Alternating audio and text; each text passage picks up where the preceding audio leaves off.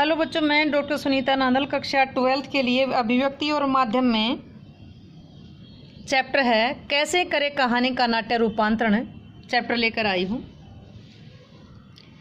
आइए देखते हैं कहानी का नाट्य रूपांतरण करते समय दृश्य विभाजन कैसे किया जाए। दृश्य का बंटवारा कैसे करेंगे स्पष्ट कीजिए। पहले बताया जा चुका है कि कहानी का नाट्य रूपांतरण करते समय उसके कथानक को समय और स्थान के आधार पर विभिन्न दृश्यों में बांटा जाता है। इस बात का विशेष ध्यान रखा जाना चाहिए कि रूपांतरित नाटक का प्रत्येक दृश्य कहानी के कथानक के अनुसार ही हो। नाटक में ऐसे दृश्य नहीं रखे जाएं जो आवश्यक हों, बाधा उत्पन्न करते हों और नाटक को उबाऊ बनाते हों। रूपांतरित नाटक का प्रत्येक दृश्य एक बिंदु से शुरू होता है। कथानक के अनुसार वह अपनी आवश्यकता को सिद्ध करता है। उसका अंतिम भाग अगले दृश्य से जुड़ जाता है। अगली घटना को स्थान और समय के अनुसार दृश्यों में बांट दिया जाता है। इस प्रकार विशेष ध्यान रखना चाहिए कि कहानी के कथाक्रम और नाट्य रूपांतरण में कोई भी अंतर न आए। कहानी को दृश्यों में विभाजित करके उस समय उन दृश्यों का भी पूरा खाका बना लेना चाहिए जिनका लेखक ने कहानी में केवल विवरण दिया हो, जिसमें कोई संवाद ना हो। पूरे दृश्यों का बंटवारा करते समय इस बात का विशेष ध्यान रखना चाहिए कि कहानी का कथानक अवरुद्ध ना हो, रुके ना। एक दृश्य दूसरे दृश्य से, दूसरा दृश्य तीसरे से, तीसरा चौथे से जुड़ते चले जाना चाहिए। तभी कहानी का नाट्य रूपांतरण सफल होगा। तभी जो सीन है, दृश्य का विभाजन किया है, वो सफल होगा। अगला प्रश्न पढ़ते हैं। कहानी का नाट्य रूपांतरण करते समय किन किन बातों का ध्यान रखना जरूरी है। जो कथानक है वो कहानी का मुख्य केंद्र बिंदु है।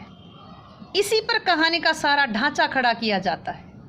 सर्वप्रथम कहानी का नाट्य रूपांतरण करते समय उसके कथानक के अनुसार दृश्यों का औचित्य किया जाना चाहिए।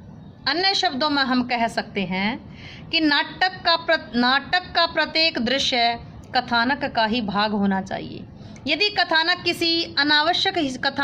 किसी अनावश्यक हिस्से को बाहर निकाल भी दिया जाता है तो नाटक के विकास पर कोई अंतर नहीं आना चाहिए।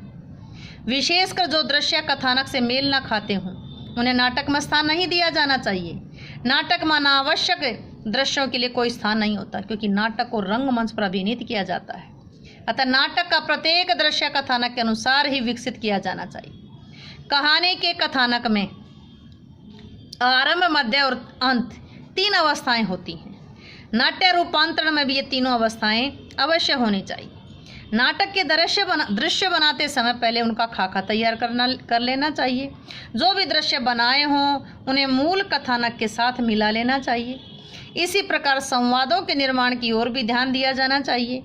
अन्यत्र यह बताया जा चुका है कि कहानी के संवादों को संक्षिप्त रूप देकर रूपांतरित नाटक में जोड़ा जा सकता है, परंतु आवश्यकता पड़ने पर नए संवाद भी बनाए जा सकते हैं।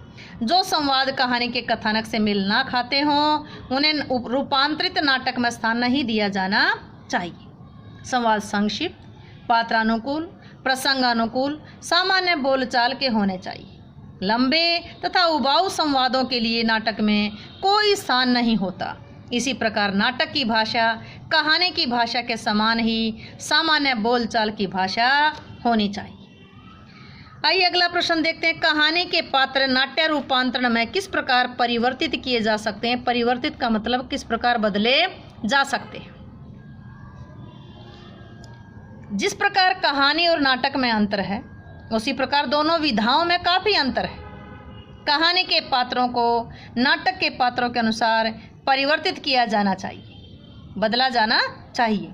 प्राय कहानियों में पात्रों की वेशभूषा की कोई सूचना नहीं दी जाती, परंतु नाटक में ये बहुत जरूरी है कि उनकी वेशभूषा क्या है। उदाहरण के रूप में ईदगाह कहानी का मुख्य पात्र हामिद को लिया जा सकता है। कहानी के कथानक को पढ़ने से हम उसकी आर्थिक स्थिति का अनुमान लगा सकते हैं। अतः नाट्य रूपांतरण करते समय हामिद की भूमिका निभाने वाले पात्र के पैरों में जूती नहीं होगी, कुर्ते में पैबंद लगे होंगे, दुबला पतला लड़का होगा। इसी प्रकार रूपांतरित नाटकों के संवाद भी प्रभावशाली बनेंगे जब पात्रों का अभिनय भी उच्च कोटि का होगा।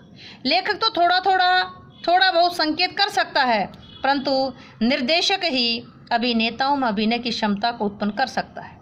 नाट्य रूपांतरण में पात्रों की भाव भंगिमाओं और उनके तौर तरीकों को प्रभावशाली ढंग से प्रस्तुत किया जा सकता है।